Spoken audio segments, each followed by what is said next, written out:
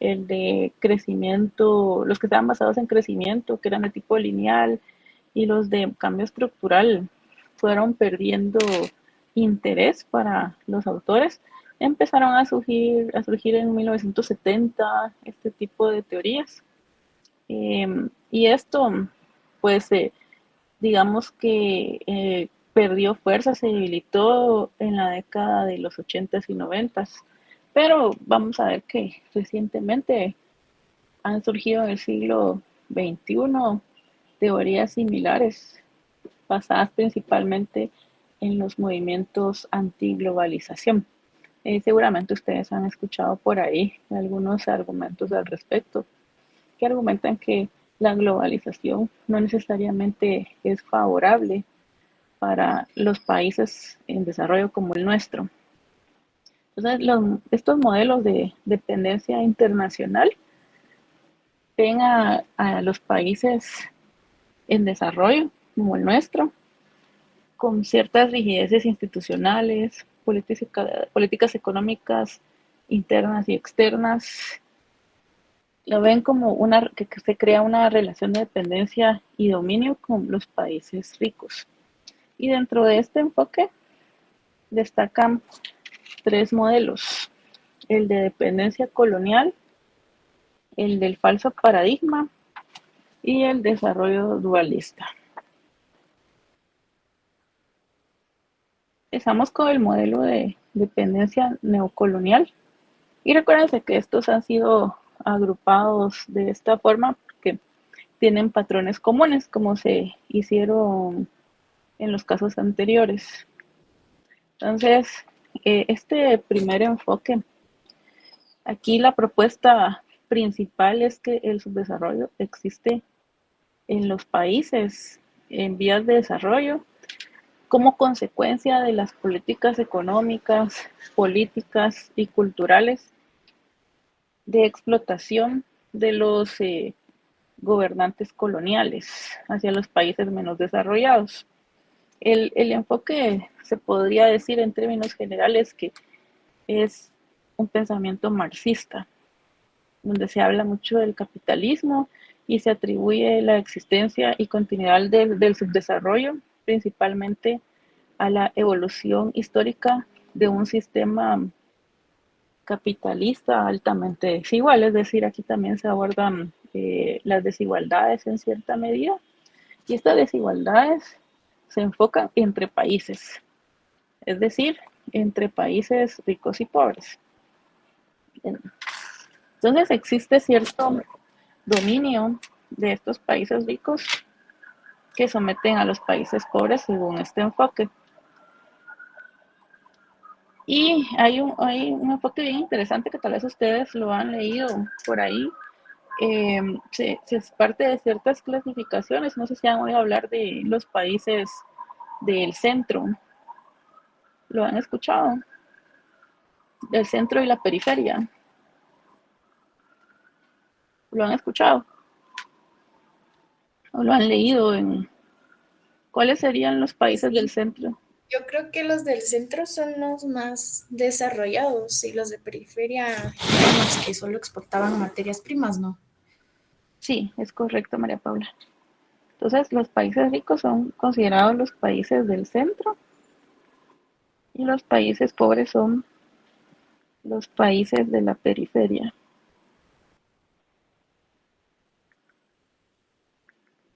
Entonces se dan cuenta de una clasificación muy marcada.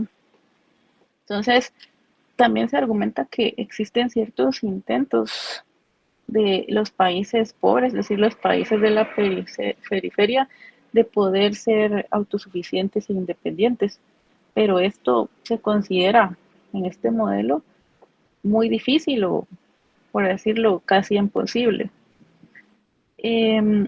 Entonces aquí se va a hablar de bajos niveles de vida persistentes, es decir, para los países en desarrollo. Se caracterizan precisamente por eso. Existe pobreza absoluta,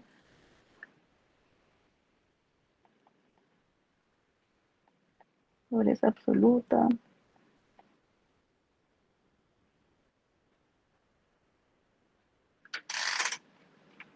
bajos niveles de vida. Pues lo voy a colocar del lado adecuado. Aquí. Bajos niveles de vida.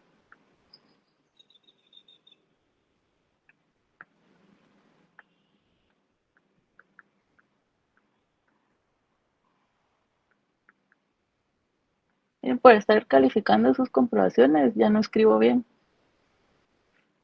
Bajos niveles de vida. ¿Qué más les había dicho? Pobreza, ¿verdad?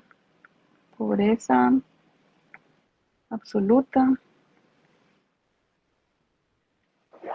En cuanto a los ingresos, también veríamos esta característica, bajos niveles per cápita, es decir, por habitante. En cuanto al crecimiento económico, ¿cuál sería la característica? ¿Sería un crecimiento económico elevado o bajo? Bajo, licenciado. Bajo ritmo de crecimiento. Sí, Alejandro, bajo ritmo de crecimiento. En cuanto a los servicios, también son deficientes. Lo hemos visto en otros modelos, ¿verdad?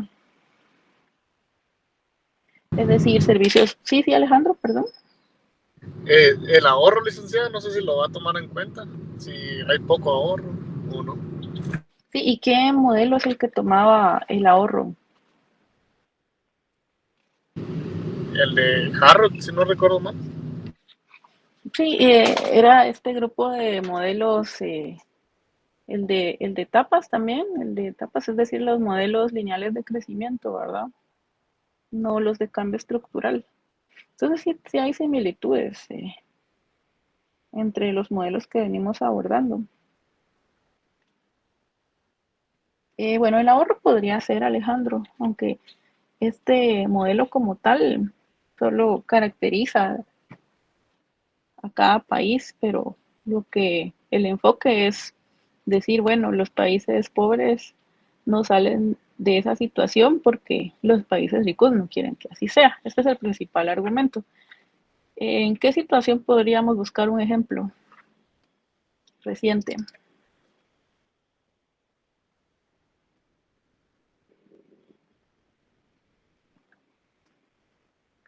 ¿Se les ocurre algo Licenciado, así? yo lo que he escuchado que el presidente, digamos, Bukele se ha manifestado mucho en contra de Estados Unidos y la Unión Europea, que no los dejan desarrollarse de manera adecuada, pues, que cuando copian ciertos sistemas, digamos, o se implementan ciertos sistemas que ellos usan, se ponen en contra o implican sanciones económicas, ¿verdad? Las barreras, se refiere a las barreras, Ajá, exactamente. como lo que le pasaba a Cuba o a Venezuela. Y hay otras características importantes. Aquí en los países pobres se identifican grupos, ciertos grupos de, pueden ser funcionarios, terratenientes, gobernantes militares, empresarios, líderes sindicales, entre otros, que disfrutan de altos ingresos.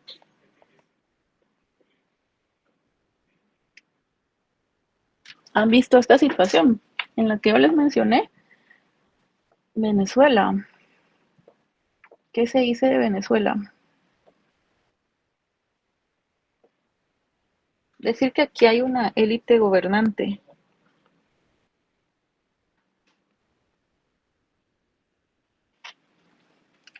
¿Qué me dicen del caso de Venezuela? Y aquí hay un interés también en esta élite de perpetuarse en el poder.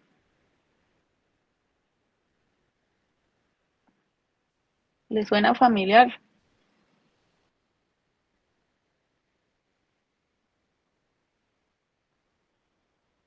¿Sí o no?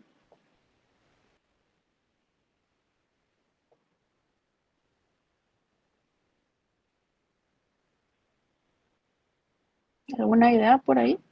Para relacionarlo con la realidad, porque sí tuvieron su apogeo en los 70s. Los 80s y 90s se murieron estas teorías, pero han resurgido.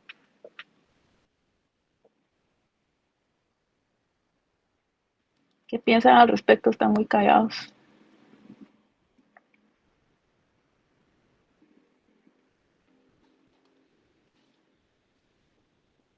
Alejandro por ahí hablaba de El Salvador, ¿algún otro caso? Porque en El Salvador tal vez yo no sé, tal vez no sería un ejemplo tan ilustrativo en este caso. Sí, sí se ve el ejemplo de que la perpetuidad en el gobierno, pero no sé si hay grupos de personas que se benefician de esta situación. Sí, Jacqueline. Sí, licenciada, disculpe la consulta. Lo que pasa es que me entré un cacho tarde, pero si me puede dar un poco de contexto de qué es lo que consultaba para que yo tal vez le pueda dar una opinión. A ver, estaba hablando de los modelos basados en la dependencia internacional. Dentro de esos destacan estos tres: dependencia neocolonial, falso paradigma y desarrollo dualista. Empezando el análisis con el modelo de dependencia neocolonial, con un enfoque indirectamente marxista que plantea que los países ricos tienen cierto dominio sobre los países pobres, pero en los países pobres, caracterizado de esta forma, bajos niveles de vida, pobreza absoluta, etcétera, existen grupos de personas que obtienen elevados ingresos, es decir, que se benefician de esta situación. Poseen un estatus en el que quieren estar a perpetuidad, por eso quieren estar siempre gobernando. Y les preguntaba si les resulta familiar esta situación para un caso reciente, porque decía que en los 70s cobró importancia esta teoría. En los 80s y 90s, digamos que ya no fue tan relevante, pero recientemente ha resurgido. No sé si le resumí. Sí, bastante bien, Leida. Bueno, fíjese que hace poco hubo un caso que es de Níger, porque es un país neocolonizado de África por parte de Francia. Ahí se extrae bastante oro y otras materias primas que le dan energía al país, ¿verdad? Al país europeo. Entonces, para mí es un ejemplo reciente porque fue por ahí en noviembre, diciembre, que se hizo una revuelta por parte de la población porque ya no soportaba más así, esa situación, porque sí había grupos de poder tanto de Europa, o sea, tanto de Francia como del mismo país que se aprovechaban de eso. La gente que estaba dentro del mismo país porque dejaban que explotaran las tierras a la gente, los recursos, a cambio de ciertas regalías que enriquecía a cierto grupo de poder dentro de Níger. Y en Francia, pues prácticamente el Estado o el gobierno francés, que la verdad yo creo que es parlamentario, no estoy segura, pero yo tengo entendido que es así, porque en España es donde hay rey, pero en Francia no hay rey, creo que hay presidente. Entonces, de ahí se extrae todo eso y que seguía enriqueciendo a Francia. Y de hecho yo vi que había sanciones para Níger por hacer esa revuelta, que no iba a tener ayudas internacionales. Entonces, esa sí es una dependencia muy fuerte, porque sin eso sí prácticamente se están quedando sin muchos recursos, o sea, no solamente la gente de los grupos de poder, sino que están recibiendo ciertas sentencias por no querer dar sus recursos, y no solamente lo está aplicando Francia, lo está aplicando varios países donde tienen acuerdos. Entonces yo diría que esa es una dependencia muy fuerte, pero pues si no califica también estoy abierta a su No, retroalimentación. sí, excelente, excelente ejemplo, Jacqueline, y por ahí tocó un punto muy importante que yo voy a abordar en este momento. En los países ricos observamos la existencia de ciertos organismos, y seguramente han leído al respecto. Organismos, sí, también hay corporaciones internacionales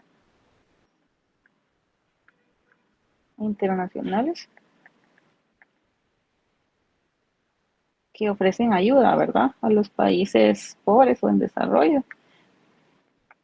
FMI, por ejemplo, Banco Mundial, hay otros, ¿verdad?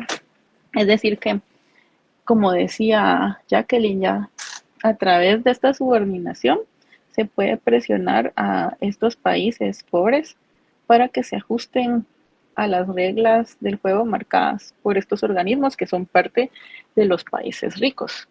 Y por eso me imagino que Alejandro ya mencionaba parte de esto, ¿verdad? Y muy ilustrativo ya que leen su ejemplo, para que vean que sí están tomando fuerza. Pero más allá de eso, vemos, por ejemplo, Venezuela. Venezuela, se recuerdan, es un gobierno a perpetuidad prácticamente, donde se beneficia de que, usted habló de regalías, Jacqueline, ¿alguien más que pueda decir de qué se beneficia Venezuela?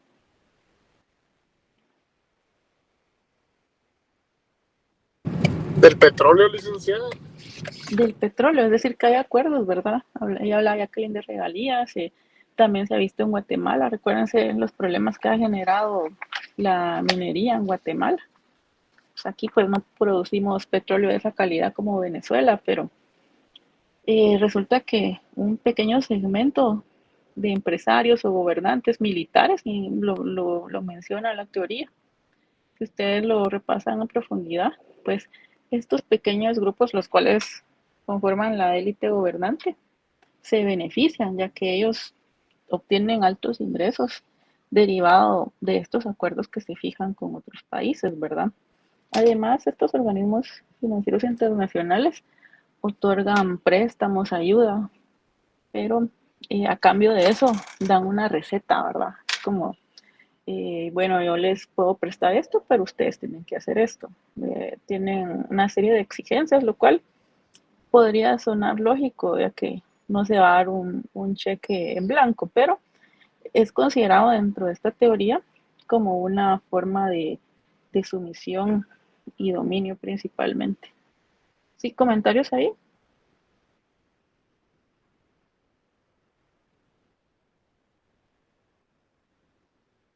Licenciada, también para agregar un poco en el texto de por qué los países fracasan, hablan mucho de las estructuras, eh, digamos, el contexto histórico de cada país, ¿verdad? Así como África, América del Sur, La ubicación, digamos, ¿verdad? la ubicación, o sea, hay muchas hipótesis, ¿verdad? Ubicación, también hay uno sobre la, digamos, la cultura, entonces, el clima también, de que las personas con donde hay más calor son propensas a ser haraganes, pero no es así, ¿verdad? Sino es por las instituciones tanto políticas como económicas que se van formando en cada país, ¿verdad?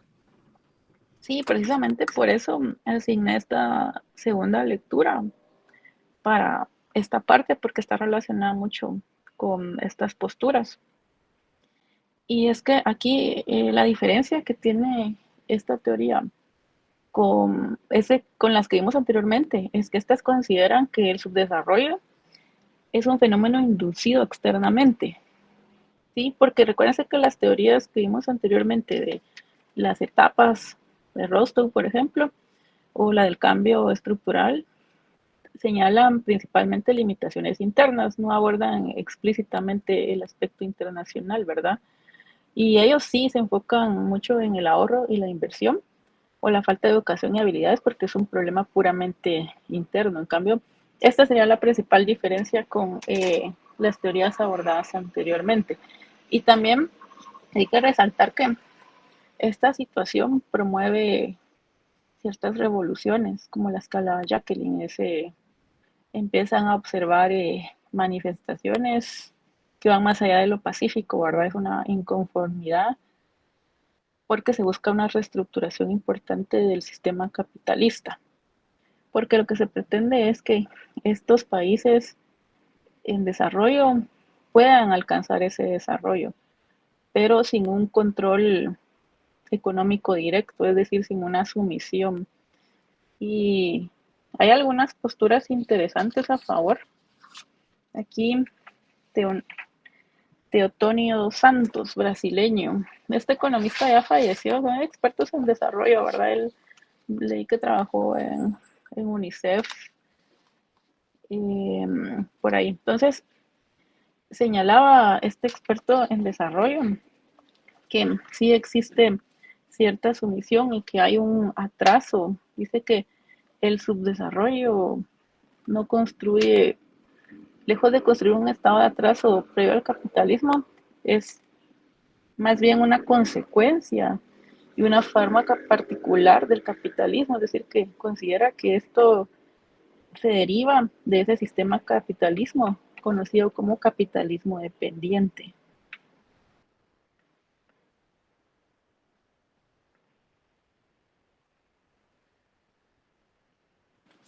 ¿Sí? Entonces esto argumenta este economista y dice que también esta dependencia es una situación condicionante en la que las economías de un grupo de países están condicionadas por el desarrollo y expansión de otros. Es decir, se observa una situación de desarrollo condicionado. ¿No? No es un esfuerzo propio en todo caso, ¿verdad? Pero recordemos que se parte dentro de los aspectos que se resaltan en estas teorías, precisamente viene a tomar importancia ese de que puede ser que los países pobres jamás salgan del subdesarrollo o que sea muy difícil si es que se logra hacer. ¿Sí? Además, se habla mucho de el comercio mundial, de que ese comercio mundial propicia también una relación de dependencia.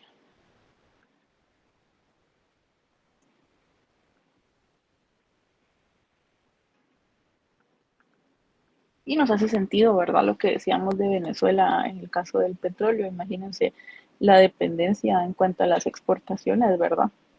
Y en ese caso particular que son unos cuantos los beneficiados. Y esto porque es parte de este sistema capitalista donde se impone esa situación, ¿sí? Entonces aquí la expansión de los países pobres en realidad no es posible. Entonces, ¿qué es lo que pasa aquí? Según este autor Dos Santos. Entonces dice que existe aspectos dominantes por parte de los países ricos, porque ellos tienen predominio tecnológico, comercial, de capital y sociopolítico. Dominio tecnológico. Si no lo entienden a mi letra me dicen. Dominio tecnológico, comercial, de capital y sociopolítico.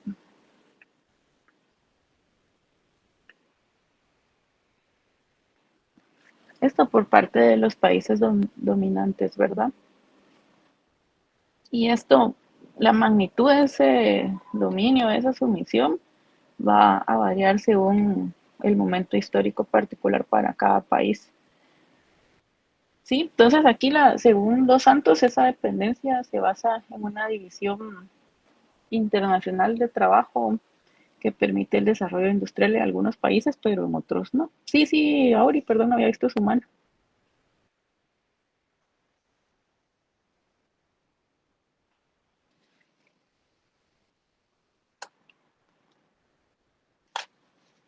Condicionado, dependiente, no por nada. Sí, es dependiente.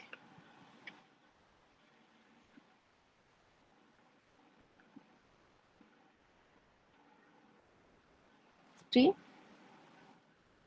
¿Alguien más, no? Y por otro lado también se resalta, recuérdense que la Iglesia Católica también ha abordado ciertos aspectos relacionados con temas de desigualdad y desarrollo.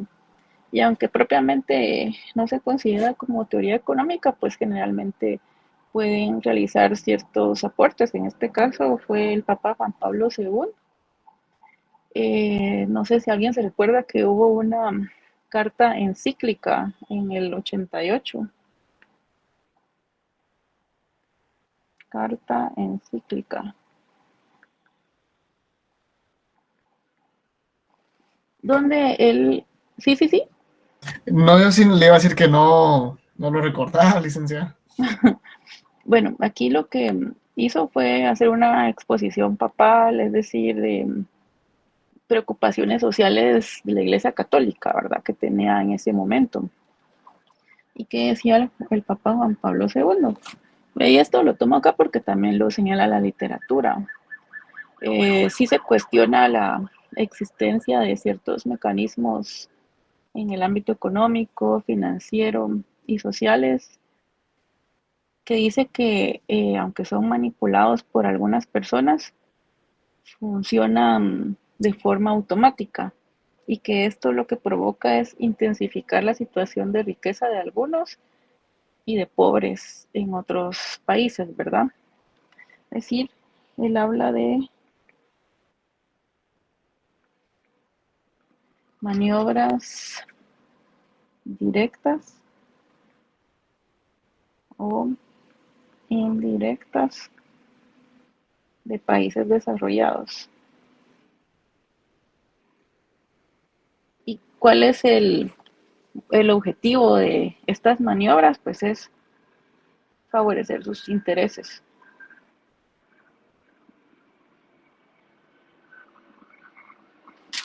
Entonces, lo que critica el Papa Juan Pablo II en esta carta encíclica es que esta situación afecta a los países menos desarrollados.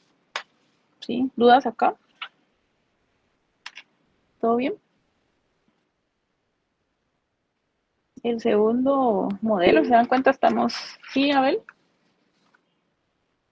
Sí, licenciada, yo lo que considero es de que los países pues del centro poderosos no se meten en países donde no les conviene o donde no van a obtener beneficios. Porque, por ejemplo, Haití, porque si, por ejemplo, países que dicen que ayudan, ¿por qué no los ayudan?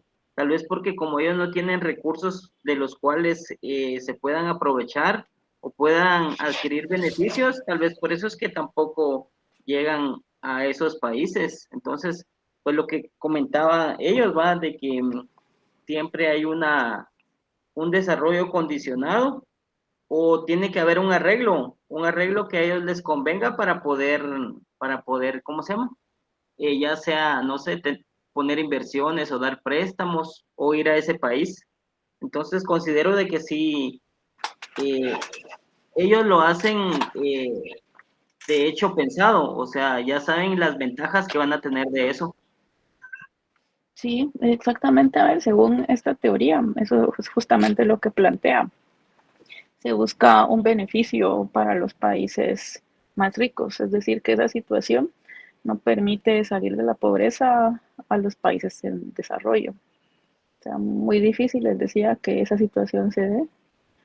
O dice que tal vez nunca se va a dar eso de que un país pobre se convierta en un país rico. No, al menos tal vez nosotros no lo veríamos. Pero sí, porque, y el caso de Haití, que por cierto, ya que lo mencionaba él, Guatemala se compara mucho con Haití en cuestiones de desarrollo. ¿Se recuerdan que cuando vimos el ranking de el índice de desarrollo humano, Guatemala solo estaba por arriba de Haití, me recuerdo, y un país más que no recuerdo el otro? Entonces, son casos extremos y recuerdo que también en Haití ha habido algunas revueltas. No tengo presente ahora la fecha, pero recuerdo que sí, históricamente han tenido intenciones de manifestarse la población en contra de todo lo que ocurre porque los niveles de pobreza son elevados. ¿Qué riquezas tiene Haití? En este momento no tengo claro. ¿Alguien más informado del caso de Haití? ¿No? Es que Haití no es un caso tan interesante, ¿verdad? Pero para nuestro análisis sí sería un buen ejemplo. Y esta es una colonia, ¿qué tipo? Francesa, ¿verdad? recuerdo que es una colonia francesa, o sea, es decir que no es que esté en el abandono, sino que también tiene un dominio por parte de Francia, según recuerdo, o me equivoco. Y recuerda que a veces no solo, sí, dice Cristian, ¿qué más le puede dar un país? O sea, ¿qué riquezas podría tener? No solo recursos como el petróleo, recursos no renovables, ¿verdad? Sino que también incluso las áreas les interesan a algunos países, ¿verdad? Acuérdense que al establecer una colonia los países se vuelven más poderosos. ¿Y Alejandro? Sí, licenciada, un caso que podemos mencionar es Nicaragua con China, ¿verdad? Bueno, en el caso de Nicaragua con China, yo no sé si ahí se establecen eh, acuerdos, pero no tanto de sumisión, sino de apoyo. Ese tal vez sí sería de apoyo, porque hay países que se quieren constituir en bloque para enfrentar a los países más poderosos. ¿Sí, Javier? Bueno, yo solo quería mencionar así como el estrecho de Hormuz, creo que se llama, que es por donde pasa como la mayoría del petróleo mundial, por donde están los países árabes, que como que Irán está en contra de Estados Unidos y los demás están a favor, y como que para Estados Unidos es importante controlar eso, porque por ahí pasa mucho el comercio internacional. Sí, ese es otro buen ejemplo. Resulta interesante para un país facilitar sus propios intereses, ¿sí, Ana María? Buenas noches. Yo también quería mencionar el caso de la India, que de ahí se extrae gran parte de la arena que utilizan en países como en Dubái y en China, que es un recurso pues no es renovable, que está dañando el ambiente y pues que países grandes se benefician de eso.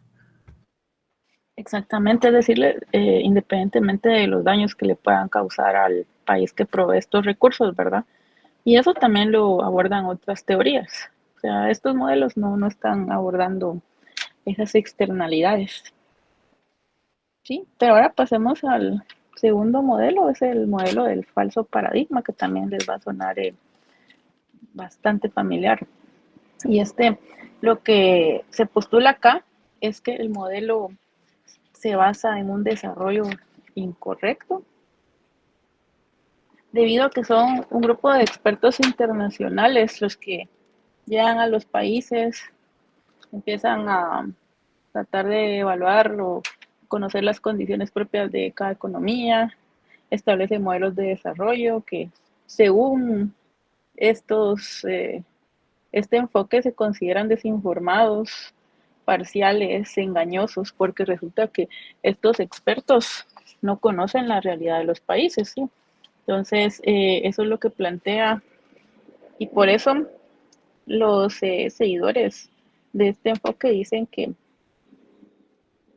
esto más una formación internacional, que aquí lo que aborda es, ha oído el caso y tal vez alguno de ustedes ha estado involucrado en que eh, vienen expertos, presentan modelos, pero son modelos de sus propios países. O también dice acá que las personas que se van a estudiar o a formar a los países en desarrollo, pues vienen y adquieren ciertos estudios que vienen a aplicar después a los países en desarrollo, que en realidad lo que ocasiona es una formación internacional que no está contribuyendo en nada y que por lo tanto lo que se propicia acá son políticas inapropiadas e incorrectas, lo que considera a grandes rasgos esto. Y es que hay factores institucionales que no conocen o que quieren evitar conocer, ¿verdad?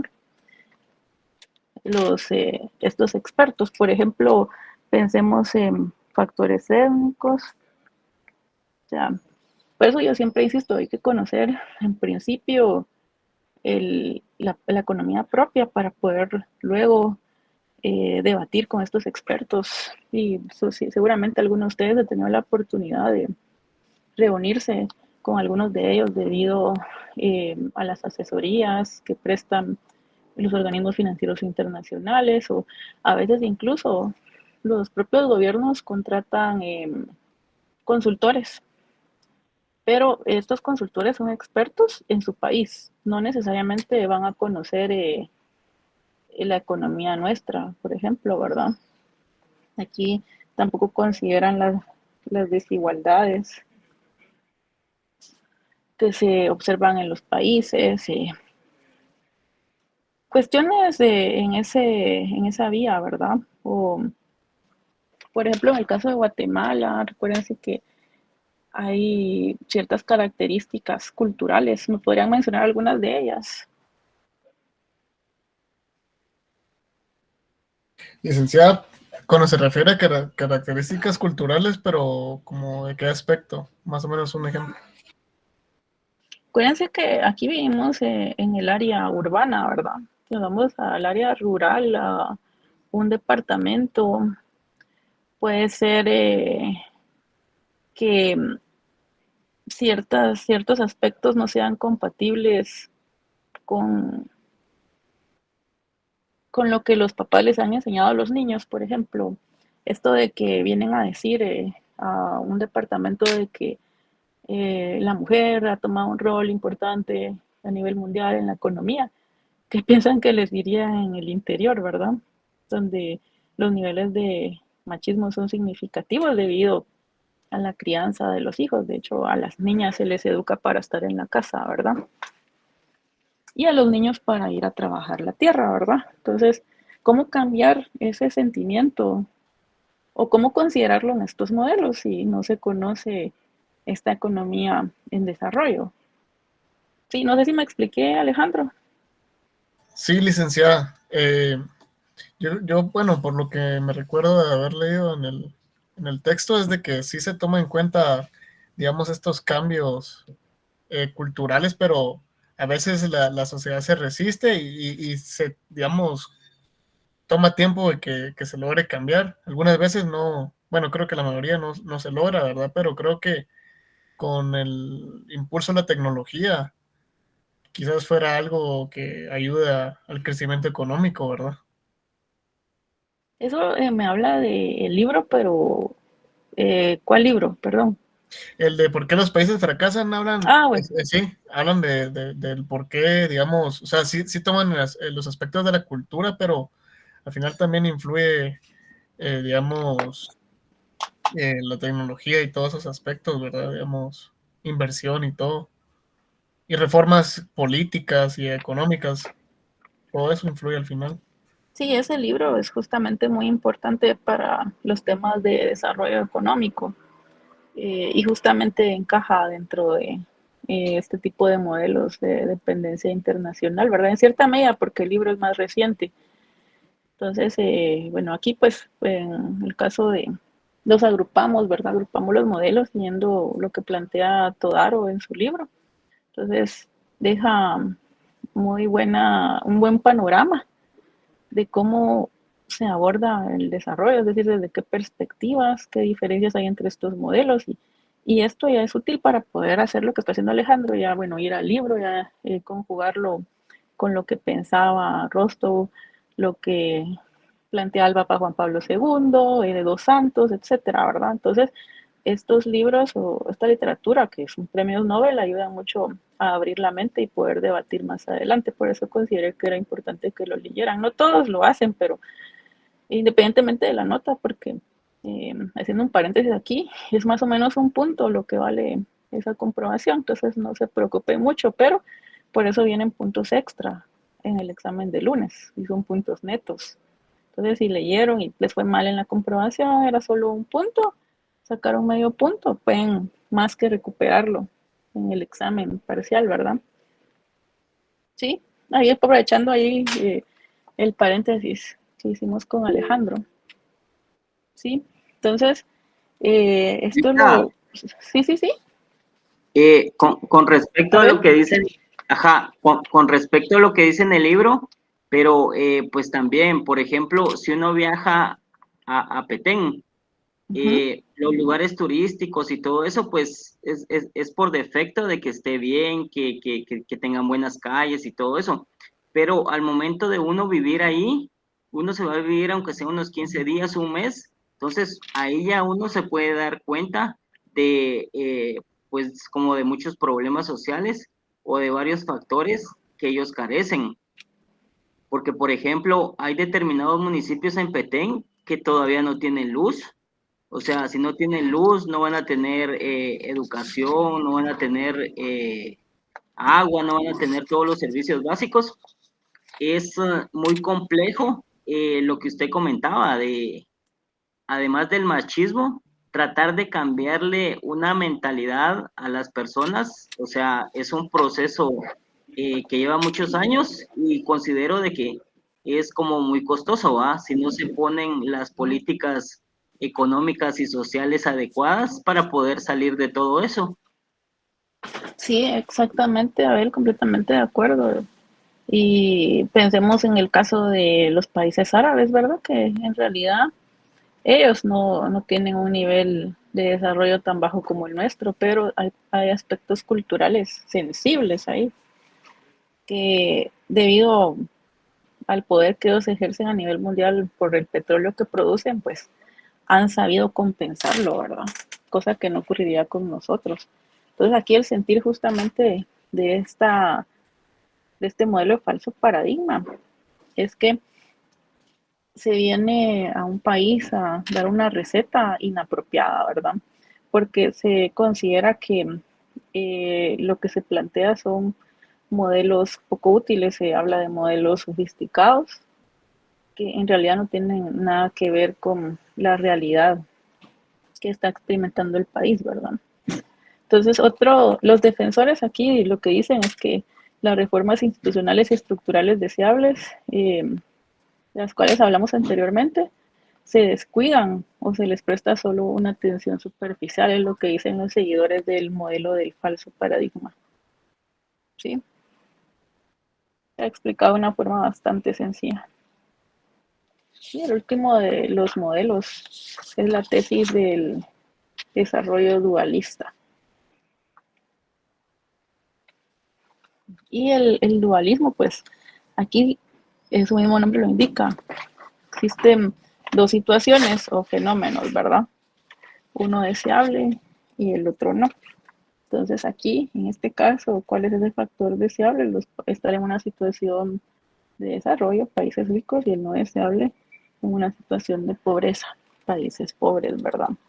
Acuérdense que son contrastes, ¿verdad? Ese es el dualismo. Situación de pobreza extrema, situación de opulencia. Se puede hablar también de sectores tradicionales y donde hay estancamiento y otros donde el desarrollo es más marcado.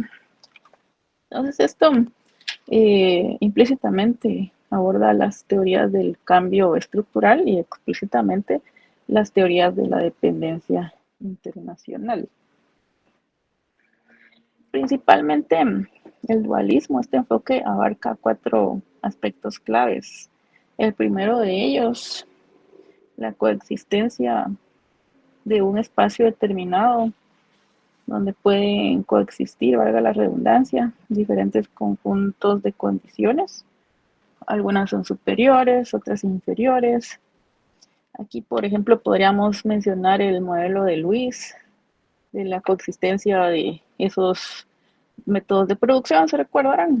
Él hablaba de 2 sectores, el tradicional y el moderno. Entonces eso ya existe en la economía. También hablaba de un sector urbano y un rural. Ese es el mejor ejemplo. Y si recordamos los modelos que acabamos de ver, se habla de las élites ricas y altamente educadas y en contraste con masas de gente pobre y analfabeta.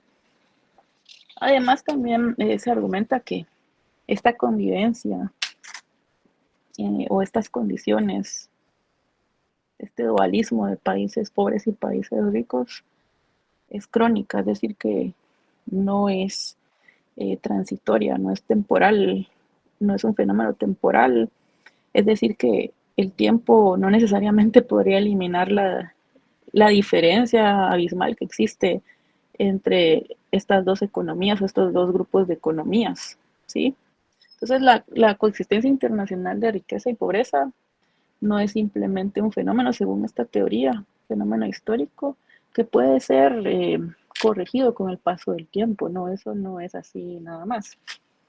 El tercer aspecto señala que los grados de superioridad o inferioridad no solo no muestran signos de disminuir, sino que incluso existe una tendencia inherente a aumentar o intensificarse. Pensemos en esa brecha de la productividad entre trabajadores de países desarrollados y los países no desarrollados, ¿verdad? Esa productividad, pues, esa brecha es significativa debido a los factores que hemos hablado anteriormente.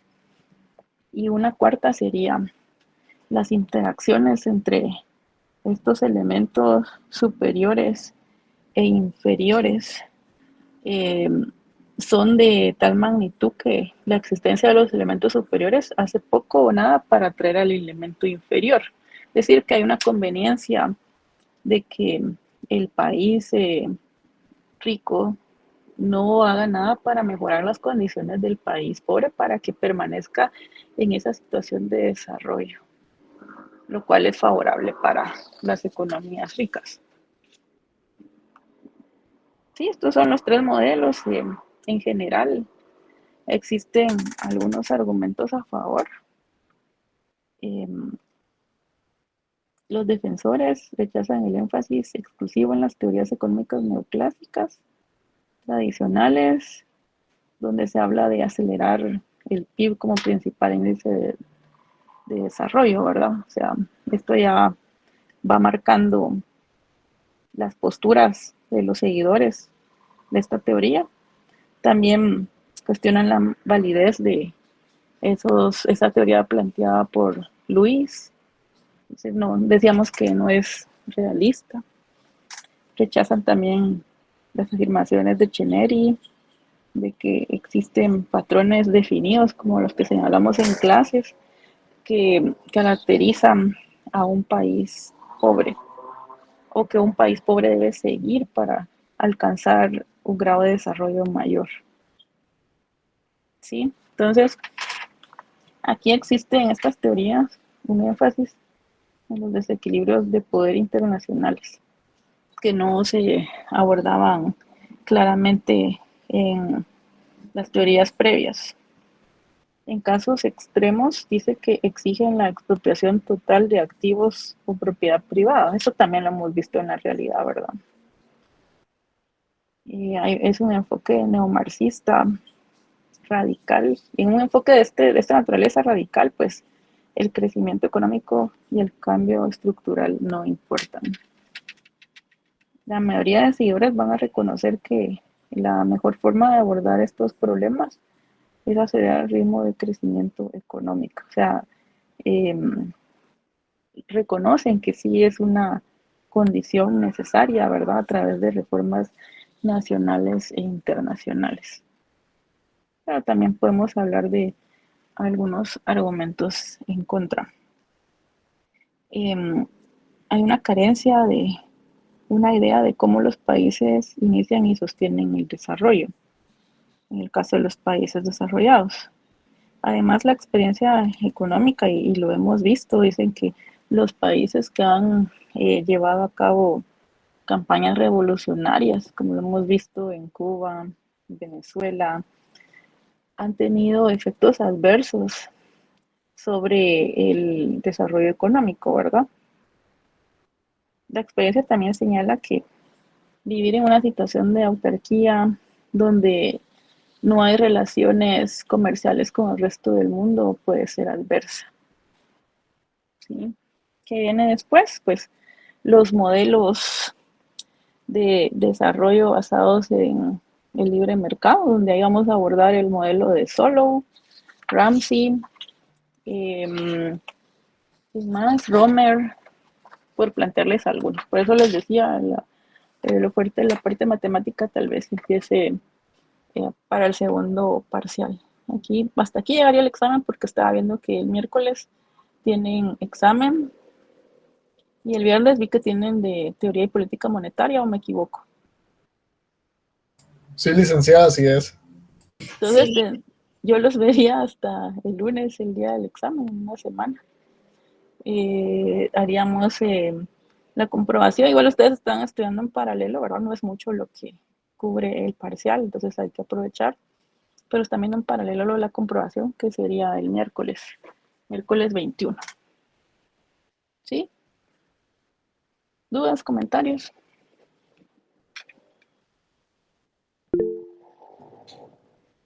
La presentación se las voy a compartir más noche. Adelante, Abel. Ligda, lo que decía ahí sobre los países que como mantenían el poder, creo que era el anterior. Ajá, dice desequilibrios de poder internacionales. Yo considero que ahí aplica el poder que ejercen, por ejemplo, el G7, G20 y todos esos países, porque las decisiones que ellos han de tomar cuando están pues reunidos han de ser las que dirigen a la sociedad o a todo el mundo, considero yo, pues, pero no estoy como tan seguro, sino que es como una opinión. No, sí, y es positivo desde mi perspectiva que ya empiecen a plantearse esos cuestionamientos de que si los países poderosos, entonces cada vez que se reúnen, el G7, etcétera, se reúnen para que la magnitud de su poder se extienda. Pues lo que han hecho últimamente se han abordado temas de interés mundial, como la contaminación, o sea, aspectos ambientales, también abordan aspectos de pobreza. En algún momento se fijó un impuesto a las empresas más poderosas en estos países. Decir que ha cambiado un poco y esto que se planteaba es para este tipo de modelos. Los modelos basados en la dependencia internacional. Recuérdense que les decía, tuvieron un auge en los 70s, luego pues ya perdieron fuerza y recientemente pues han recobrado interés debido a ciertas situaciones que se han observado en ciertos países, situaciones bastante particulares. Entonces, generalizar podría ser no adecuado, pero sí nos hace cuestionarnos entonces cuál es el modelo que mejor describe la situación de cada país. Porque por eso han adoptado cierta importancia en cada momento histórico. Y vamos a ver otros, o sea, nos faltan todavía algunos antes de iniciar con el capítulo de pobreza. Todavía nos falta un buen grupo de modelos importantes para que conociéndolos podamos entender qué se considera y por qué en algunos casos ellos dicen, bueno, crecer mucho es un sinónimo de ser un país rico o no, ¿verdad? Entonces, esto sirve para irnos ya cuestionando también cuál es la medición apropiada. ¿Alguien más? Sí, el examen pues sería el lunes de 6. Voy a hacer un examen para 1:30 ya que lo programaron de esa forma. Preguntas y una parte práctica con el único modelo que hemos visto. Eso sería con más las preguntas con bonus points, ¿verdad? Serían puntos extra, basadas en las dos lecturas, en la gran brecha y en por qué fracasan los países. ¿Sí?